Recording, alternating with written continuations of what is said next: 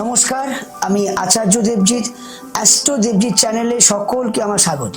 27শে জানুয়ারি থেকে শুরু করে 29শে জানুয়ারি পর্যন্ত এক মহা আনন্দ এবং মহা একটা তিথি মহাযোগ। 27 তারিখ রটন্তী কালী পুজো, 28 তারিখ অমাবস্যা, 29 তারিখ চতুর্দশী কেটে অমাবস্যা কেটে 29 তারিখ সমাপ্ত। তাহলে 27 তারিখ 27শে জানুয়ারি 2025 রটন্তী কালী পুজো, পরে 28 তারিখ চতুর্দশী মহা অমাবস্যা, যে অমাবস্যার আবির্ভাব ছিন্ন মস্তার অমাবস্যা, বগলা দেবীর অমাবস্যা এবং মৌনী অমাবস্যা। এই 27 তারিখ থেকে শুরু করে 29 তারিখ পর্যন্ত এক মহা শুভ যোগ। এই যে রটন্তী কালী পুজো, অমাবস্যা যোগ চতুর্দশী, রটন্তী কালী এমন এক মহাশক্তির আবির্ভাব যেখানে মান সম্মান থেকে যে ব্যক্তি মান সম্মানে বড় কষ্ট পাচ্ছে, এই রটন্তী কালীর পুজোর অমাবস্যা চতুর্দশীর যোগে যদি কেউ ক্রিয়াকর্ম করে, সেটা যে কোনো মন্দিরে হোক বা শ্মশান ক্রিয়া হোক, হেভি ভালো ফল পাওয়া যায়। আমরা জানি রটন্তী কালীর পুজোর একটা ছোট্ট গল্প আছে, গল্প কিন্তু অনেক বড়, আমি একটা ছোট্ট করে বলছি। রাধা কৃষ্ণ মহাকুঞ্জবনে মহা দুজনে কিন্তু এক সম্পর্কে লিপ্ত, কিন্তু রাধার তো বিয়ে হয়ে যায় আয়নের সাথে। আয়নের যে বোন আছে জটিলা কটিলা, এই জটিলা কটিলার দেখেন যে আয়নের স্ত্রী রাধা শ্রীকৃষ্ণের সাথে মহা সম্পর্কে যুক্ত। আয়নকে বলে জটিলা কটিলা, দেখো তোমার স্ত্রী কৃষ্ণের সাথে লীলা খেলছেন। তো আয়ন তো বিশ্বাস করে না। আয়ন যখন জটিলা কটিলাকে নিয়ে কুঞ্জবনে যায়, তার আগেই কিন্তু শ্রীকৃষ্ণ জেনে যান যে আমার রাধাকে অপমানিত বদলাম জাতীয় জটিলা কটিলা কিছু কানেকশন করার চেষ্টা করছে, তাই আয়ন আসছেন কুঞ্জবনে। শ্রীকৃষ্ণ জানেন আগে থেকে, তিনি তো অন্তর্যামী। তো শ্রীকৃষ্ণ কি করেন, রাধাকে সম্মান থেকে বাঁচাবার জন্য শ্রীকৃষ্ণ স্বয়ং কালী হয়ে যান, হাতে বাঁশি নিয়ে পুজো করছেন। কে না রাধা। আয়ন দেখে সে পুরো চিন্তিত যে আমি তো মায়ের পুজো করি, সেই কালী মায়ের, রাধা তো মায়ের পুজো করছে, রাধা তো কোনো পরপুরুষের সঙ্গে শ্রীকৃষ্ণের সঙ্গে নেই।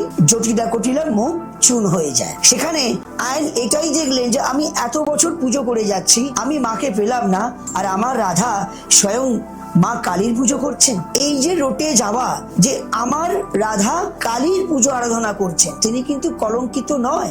জটিলা কটিলার মুখ চুন হয়ে যায়। এই তিথিটাকেই বলা হচ্ছে রটন্তী কালী পুজো। রটে যাওয়ার ঘটে যাওয়ার সম্পর্কটাকেই বলে দেওয়া হলো রটন্তী কালী পুজো। তাহলে ভক্তবিন্দু, এই রটন্তী কালী পুজোর সময় যদি আপনাদের কোনো ব্যক্তির মান সম্মান নিয়ে যদি কোনো খেলা হয়, কেউ যদি অপমানিত করেন, শত্রুকে যদি নাশ করতে চান, তাহলে এই শত্রুকে নাশ করার জন্য, মান সম্মানকে ফিরে নিয়ে আসার জন্য এই রটন্তী কালী পুজোর তিথিতে যদি ঠিক মতন ক্রিয়াকর্ম করা যায়, হোমযজ্ঞ করা যায়, আমি বলছি এই রটন্তী কালীর পুজোর তিথিতে হেভি ভালো ফল পাওয়া যায়। এই রটন্তী কালী পুজো কবে?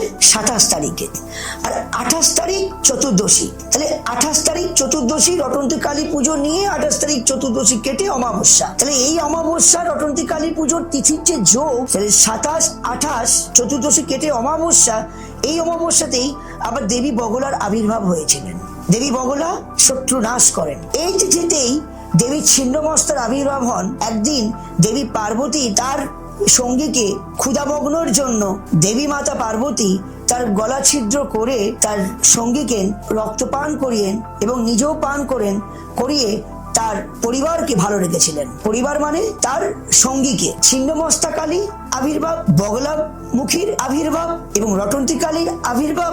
আবার এই তিথিটিকেও বলা হয় মৌনী অমাবস্যা। তাহলে মৌনী অমাবস্যা মানে মুখ স্তব্ধ করে যতটা প্রে করা যায়। তাহলে এই 27 তারিখ থেকে 28 তারিখ, 28 তারিখ থেকে 29 তারিখ, এই যে তিথি, এই তিথিতে আমি নিজে হাতে মহা অমাবস্যায় তারাপীঠে নিশি পালনের নিশি তিথিতে আমি ভক্তদের কল্যাণের জন্য মহা হোমযজ্ঞ আয়োজন করেছি।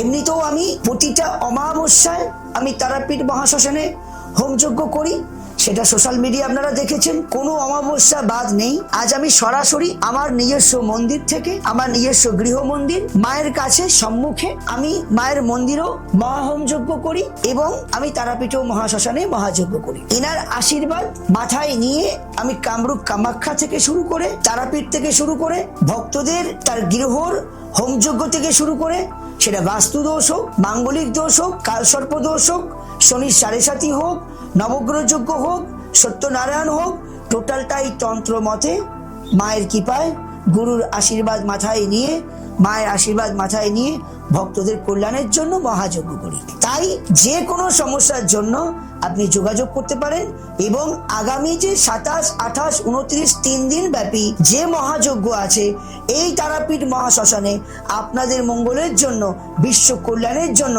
মাকে সন্তুষ্ট করার জন্য আমি মহা আয়োজন করেছি। যে কোনো সমস্যার জন্য আপনি সরাসরি যোগাযোগ করতে পারেন। ভালো থাকবেন, সুস্থ থাকবেন। জয় মা তারা, জয় গুরু বামদেব, জয় দক্ষিণাকালী, জয় শ্রী রামকৃষ্ণ। গুরু ব্রহ্মা গুরু বিষ্ণু গুরুদেব মহেশ্বরা গুরু সাক্ষাৎ পরম বিষ্ণু তস্মৈ শ্রী গুরুবে নমঃ। সকলের ভালো হোক, মঙ্গল থাকবেন, মঙ্গলময়ী মা মঙ্গল করুক, মঙ্গল করুক। জয় মা, জয় মা, জয় মা।